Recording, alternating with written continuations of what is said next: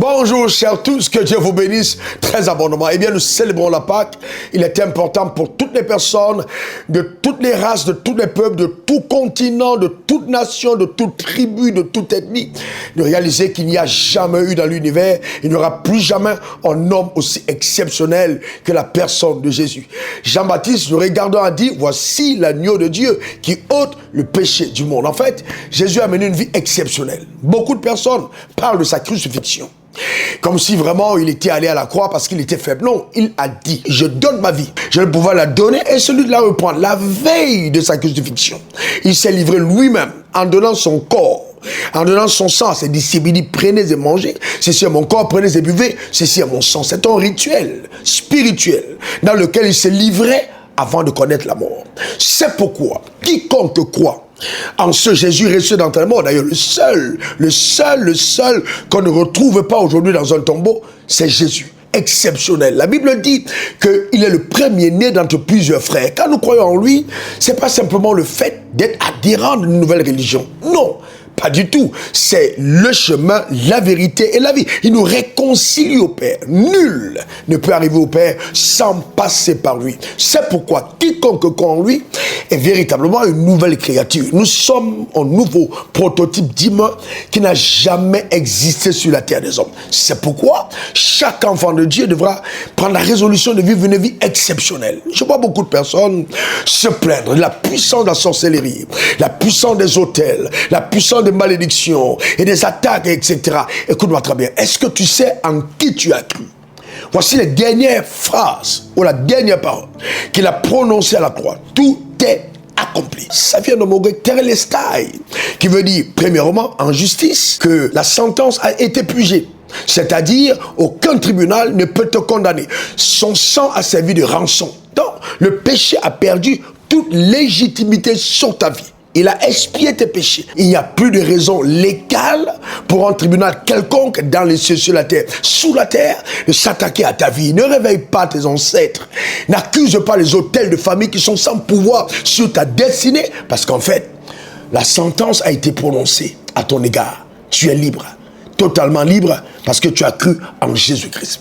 2, il faut comprendre que Terelestai voulait aussi dire que la dette en affaires a été payée. Donc quand tu as payé ta dette, eh bien on ne peut plus te réclamer quoi que ce soit. Donc ça veut dire que tu n'es plus redevable à la vie de tes parents. Tu n'es plus redevable à Satan. Non, la Bible dit, il n'y a plus de condamnation pour quiconque est en Christ Jésus, car la loi de l'esprit de vie en Christ Jésus nous a affranchis de la loi du péché et de la mort. Donc maintenant, il n'y a plus de condamnation. Peut-être hier il y avait, mais si tu es en Christ, maintenant il n'y en a plus. Ne te laisse pas troubler par les séquences néfastes de la vie que tu es en train de traverser. Il peut arriver que tu as des tribulations dans ta vie, mais la Bible dit, prenez courage, j'ai vaincu le monde.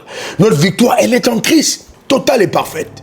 Ce terme était aussi utilisé par des généraux de l'armée pour dire que l'ennemi a capitulé. Il a été totalement sous contrôle. Il faut que tu saches que quand tu prononces le nom de Jésus, il n'y a aucun autre nom qui puisse résister. Dans les cieux, sur la terre et sous la terre, et toute langue confesse qu'il est Seigneur à la gloire de Dieu le Père. C'est important de ne pas jeter de l'opprobre sur un sang aussi glorieux.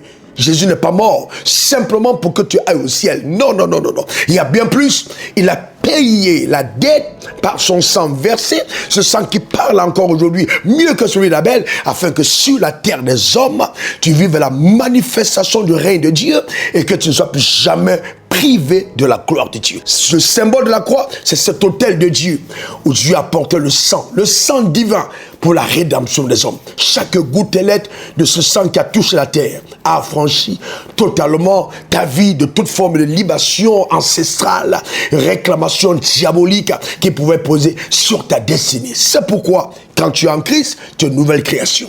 Tu es fils de Dieu, tu es fils d'Abraham. Et un héritage qui est rattaché à ta vie. C'est pourquoi, maintenant, en vertu des pouvoirs qui me sont souverainement conférés, je déclare, établi la liberté dans ta vie au nom suprême de Jésus. Que tous les hôtels qui parlaient contre ta destinée soient incendiés. Donne-moi ton meilleur amen. Au nom suprême de Jésus. Afin que tu entres dans la plénitude de ce que le ciel te réserve. Il est temps pour toi de démontrer à cette génération que croire en Dieu, ce n'est pas un simple rituel religieux. Bien plus, c'est une dynamique spirituelle puissante qui t'introduit dans un nouveau type, un nouvel ordre de vie que seules les personnes qui ont rencontré Jésus sont capables d'expérimenter sur la terre des hommes. Et notre belle espérance, c'est qu'après avoir régné sur cette terre, nous recevons là-haut une couronne de gloire. Nous savons où nous allons, nous ne connaîtrons plus jamais la seconde mort. Nous devons être fiers d'être enfants de Dieu. Très, très fiers. Les gens peuvent être propriétaires à Las Vegas, propriétaires à Paris, propriétaires à Miami, mais Jésus est allé nous préparer une place dans un endroit où personne ne peut acheter avec son argent. Un enfant de Dieu n'est pas n'importe qui. Un enfant de Dieu, c'est vraiment le prototype le plus exclusif d'humain que l'univers n'a jamais connu. Jésus est appelé premier-né d'entre plusieurs frères. Et s'il a vaincu la mort, nous aussi, en lui, ne sommes plus que vainqueurs. Que Dieu bénisse ton âme et que Dieu punisse le diable. Pour te servir, c'est Pierre moi, RW, diplômé de l'Académie du désert. Réjouis-toi à l'Éternel. La victoire est totale et parfaite. On se dit à la semaine prochaine. S'il te plaît, envoie-moi ton commentaire et surtout ton témoignage. Parce que je vois dans l'esprit des ouvertures.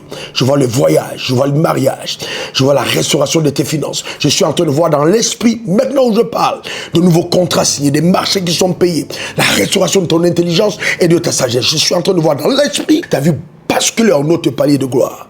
Donne-moi ton témoignage. Que Dieu bénisse ton âme. Cette parole est enrobée d'onction et de puissance pour te libérer.